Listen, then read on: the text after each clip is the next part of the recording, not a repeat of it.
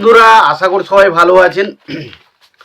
তো বন্ধুরা, আমার শরীরটা খুব খারাপ। তো যদি কিছু কথাটা শুনতে অসুবিধা হয় তাহলে আমাকে ক্ষমা করবেন, কারণ শরীরটা একটু খারাপ লাগছে। জ্বর এসছে হালকা হালকা এবং মাথায় যন্ত্রণা হচ্ছে, সর্দি হয়েছে। তো তারপরেও আপনাদের রিকোয়েস্টের একটা সিনেমা ছিল যেটার নাম হচ্ছে কান্তিবীর, যে ছবিটার পরিচালকের দায়িত্বে ছিলেন হচ্ছে মেহেল কুমার, এবং ছবিটার লিড চরিত্রে আমরা নানা পাটেকরকে দেখেছিলাম। তো এই ছবিটা অ্যাকচুয়ালি আমি একটা কথা বলবো, এই ছবিটা আমার পক্ষে রিভিউ করা সম্ভব নয়, কারণ এই ছবিটা জাস্ট একটা দারুণ সিনেমা, দারুণ সিনেমা। মানে এটা রিভিউ দিয়ে শুধুমাত্র ছবিটার জাজমেন্ট করা যাবে না। এবং এই ছবিটা আমাদের বর্তমানে যে বাস্তব সমাজ, সেই সমাজের যে চিত্ররূপটা সেটা কিছুটা ফুটিয়ে তোলে। পুরোপুরি বলবো না, তবে কিছুটা রূপ কিন্তু সমাজের যে বাস্তব রূপ বা রাজনৈতিক কিছু দিক সেটা কিন্তু আমাদের ছবির মাধ্যমে দারুণভাবে তুলে ধরা হয়েছিল। ব্যাপক সেই জায়গাগুলো ব্যাপক লেগেছে, এবং ছবির গল্পের ডায়লগগুলো অসাধারণ, এবং নানে পাটাকার যেভাবে পারফরমেন্স দিয়ে ছবিতে, এটা আমার ব্যাপক লেগেছে। তো এই ছবিটা আমার পক্ষে রিভিউ নয়, আমি আজকে এটা রিভিউ করব না, শুধু ছবিটা সম্বন্ধে আমার কিছু এক্সপিরিয়েন্স সেটা শেয়ার করার চেষ্টা করব। তো তার আগে প্রত্যেকটা বন্ধুকে অনুরোধ করে রাখবো, চ্যানেলটায় নতুন হয়ে থাকলে অবশ্যই আপনারা চ্যানেলটা সাবস্ক্রাইব করে নেবেন, আর যদি ভিডিওটি ভালো লেগে থাকে লাইক কমেন্ট শেয়ার করে দেবেন। তো ভিডিওটা শুরুর আগে বলতে চাই, যে সমস্ত সাবস্ক্রাইবার বন্ধুরা আমাকে এই ছবিটা রিকোয়েস্ট করেছো, তো তাদেরকে অসংখ্য ধন্যবাদ, কারণ এরকম একটা ছবি সত্যি কথা বলছি দারুণ। মানে বর্তমান সমাজের রিলেটেবল কিছু জিনিস কিন্তু দেখানো হয়েছে, যেখানে আমরা দেখতে পাই ধর্মের নামে বিভিন্ন রকম হিন্দু মুসলিম দাঙ্গা, সেই জিনিসগুলোকে ছবির মাধ্যমে যেভাবে দেখানো হয়েছে সেই জায়গাগুলো দারুণ। বা একটা জায়গা রয়েছে যেখানে নানা পাটেকর বসে রয়েছে, এবং একটা বাচ্চা ছেলে তার মা বলছে তার মাকে সবাই মিলে ধরে নিয়ে যাচ্ছে, তখন সে বলছে আমার মাকে বাঁচাও, মাকে বাঁচাও, তখন সেই জায়গাটা সে নানা পাটেকর হাসছে।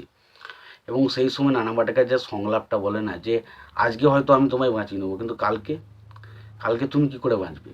অর্থাৎ একটা মেয়ে বলে কি তুমি সবসময় নিজেকে অসহায় ভাবতে শুরু করেছো, অর্থাৎ তোমার কি গায়ে কি কোনো ক্ষমতা নেই, তুমি কি পারো না কিছু করতে। তো তারপর যেভাবে কান্তিগুলো আসছে সেগুলো ব্যাপক, এবং লাস্ট মুহূর্তে লাস্টে ফাঁসি হওয়ার আগে, এবং ফাঁসি হয় কিনা সেটা জানতে সিনেমাটা দেখতে হবে, ফাঁসি হওয়ার আগে তার যে সংলাপ এবং যেভাবে বলে না কথাগুলো, ব্যাপক ব্যাপক। তো সত্যি কথা বলতে গেলে এই সিনেমাটা অসাধারণ একটা সিনেমা, অসাধারণ একটা সিনেমা, যে সিনেমার প্রত্যেকটা ডায়লগ আপনার কোথাও না কোথাও আপনার হৃদয়ে স্পর্শ করবে। এবং এই ডায়লগগুলো এতটাই বাস্তবতার সাথে করা হয়েছে, যেগুলো কোথাও না কোথাও আমাদের বর্তমান সমাজের সাথে রিলেটেবল।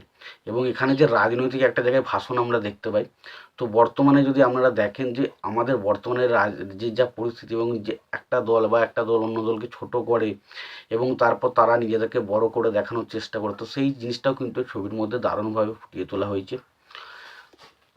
তো ওই ছবিটা এক কথায় বলতে গেলে খুব ভালো একটা সিনেমা। এবার দেখুন গানের যদি কথা বলি, দেখুন গানগুলো খারাপ নয়, তবে গানগুলো খুব ভালো সেটাও না।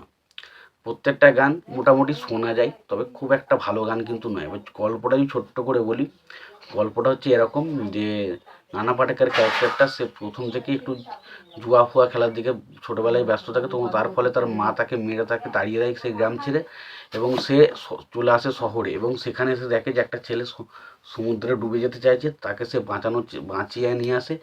এবং সেই বাড়ির যে মালিক, অর্থাৎ যে ক্যারেক্টারটা প্লে করেছে পরেশ রাওয়াল, সে কিন্তু তাকে তার ছেলে হিসেবে মানে, এবং তাকে বড় ছেলে এবং ছোটো ছেলে হিসেবে দুজনকে পালন করে। এর পরিবর্তে এবং শেষ পর্যন্ত মানে মেন যে অ্যান্টাগনিস্টের ক্যারেক্টারটা প্লে করেছে ড্যানি, তো ড্যানি কিন্তু ব্যাপক ভিলেন পার্ট করেছে। আগের দিনে আমি ঘাতক বলে একটা সিনেমা রিভিউ করেছিলাম, সেখানে বলেছিলাম ড্যানিকে ব্যাপক লাগছে। এই ছবিতেও কিন্তু একটা ভয়ানক ভিলেনের ক্যারেক্টার কিন্তু ড্যানি প্লে করেছিল, এই ক্যারেক্টারটা কিন্তু অসাধারণ ছিল। তো সত্যি কথা বলতে গেলে এই ছবিটা শুধুমাত্র একটা ছবি নয়, এটা আমাদের বাস্তব সমাজের কিছু চিত্র বা রূপ কিন্তু ছবির মাধ্যমে ফুটিয়ে তোলা হয়েছে। এটা ব্যাপক সিনেমা একটা, এই সিনেমাটা ব্যাপক। সত্যি বলতে এই সিনেমাটা রিভিউ করা কারোর পক্ষে ইম্পসিবল, কারণ এখানে নানা পাটেকর যে পারফরমেন্সটা দিয়েছে, এবং এই ছবিটা এতটাই ভালো ছবি হয়েছিল, পরবর্তী সময় তেলেগু এবং কন্নড় দুটো ভাষাতে এই ছবিটাকে রিমেকও হতে দেখি। তেলেগু ভাষায় যেটা রিমেক হয়েছিল সেটা হচ্ছে পূর্ণভূমিনা দেশাম, এবং তেলেগু ভাষায় যে রিমেকটা হয়েছিল তার নাম হচ্ছে পরদি বলে রিমেক হয়েছিল ছবিটা। এবং এই ছবিটা ফিল্মফেয়ার মানে জাতীয় ন্যাশনাল অ্যাওয়ার্ডে বেস্ট অ্যাক্টর হিসেবে কিন্তু নানা পাটেকরকে অ্যাওয়ার্ড দেওয়া হয়েছিল। তো ব্যাপক একটা সিনেমা কান্তিবীর, যদি না দেখে থাকেন আমি বলবো যে যদি না দেখে থাকেন আমি বলবো দেখবেন কি দেখবেন না সেটা আপনাদের ওপর পুরো নির্ভর করছে। শুধু এটুকু বলতে পারি যে আপনারা যদি না দেখেন তাহলে লসটা আপনাদেরই হবে, অন্য কারো হবে না, এটুকু বলতে পারি।